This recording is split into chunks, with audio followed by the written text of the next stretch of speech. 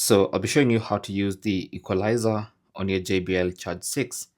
So this is very simple.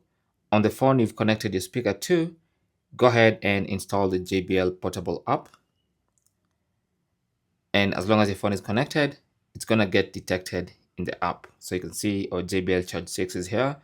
And so here we have some preset equalization settings. So we have the JBL signature equalizer settings.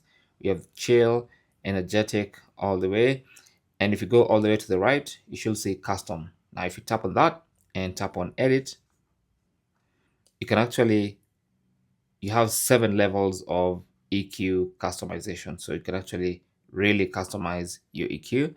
And the best way to do this is with music playing. So as you're playing music, let me just find some music to play. So as you're playing music, you can just adjust different levels, different points.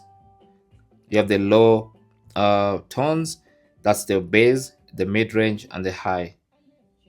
All right. So that's basically how to use the equalizer for your JBL Flip 7. Thanks for watching.